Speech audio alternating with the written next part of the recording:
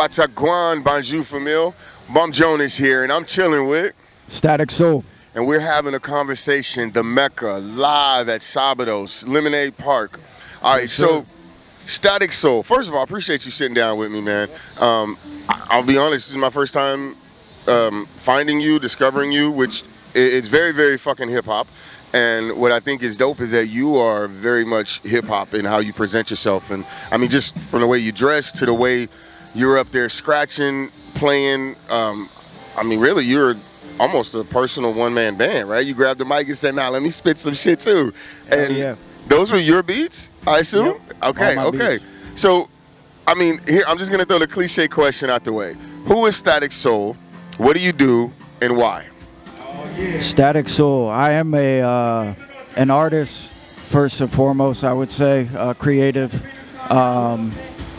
Beat maker, MC. Okay. Mainly. Hey, keyword there. Yes, sir. Yeah, and I'm also a builder. I work construction, so I like building things.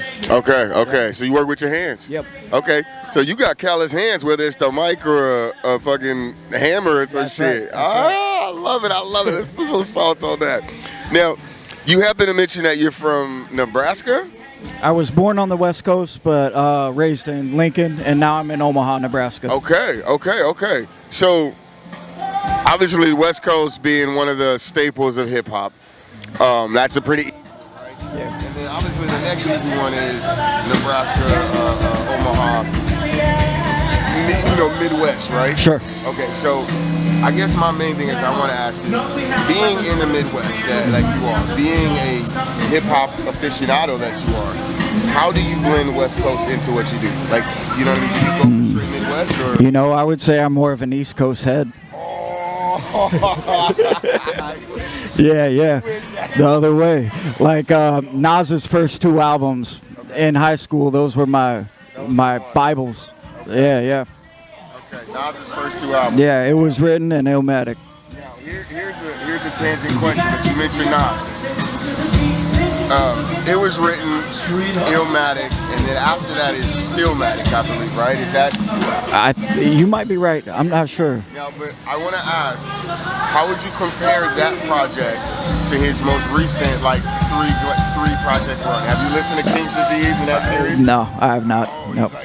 No. I'll be real with you. I don't listen to a lot of new music. Oh. Yeah, so like, I don't stream music really. So I play records, and that's about it. And CDs in my car. Okay. So records and CDs. So in a way, that's like a hardcore niche, right? Like A little bit, yeah. Is there a particular reason for that, or you're just like, man, I don't got time for that bullshit? I just like what I like. You know, once I find an album or an artist that I like, I'll dive into it for months and then move on to something new, but it's probably old. So, okay. And that leads me to my next question then. Because you're very particular and intentional about the artists that you like and support and listen to, right? So how does an artist get on your list then? Ooh, they got to be authentic. They got to have a story to tell. Okay. Yeah. And you can tell a story, even producers tell stories. You know, you can feel there's so many ways to express emotion through music. And like whether it's a beat, you know, you can do so much with that to get your message across or you talk to people, you know, and that's your main thing is telling the story and talking and making people feel something. Yeah. What was that? Okay, there was the song, I don't think it was the last one, but it was right before. It was like, was it Gritty? No, Gritty bar music or Hard living in the city, this that nitty grit bop. That's the fucking line, that nitty grit bop. Yo, that's fucking line. Hell yeah. Hey man, so look, here's the question I ask everybody. When the show is over, when the songs are done, the streaming is off, what is it you want people to walk away with as far as hearing Static Soul's music? Or you seeing Static Soul live? I just want them to enjoy themselves, you know. If they have an appreciation for it, I that makes me happy. But Like I'm not gonna do anything different to try to appease people. You know what I'm saying? The authenticity is the main thing for you. Yeah, and I think that's what's best with when artists are just their truest selves. You know? I love it. I love it. Now look, I gotta get us up out of here, man. Yeah. Bum Jonas here. I've been chilling with none other than Static Soul. Can you let us know where we can find you and what's coming up next for you? Yes, sir. I'm working on a solo album, my debut solo. I've been involved in a few rap projects and bands, but working on my solo debut right now. So hopefully early next year we'll be dropping that.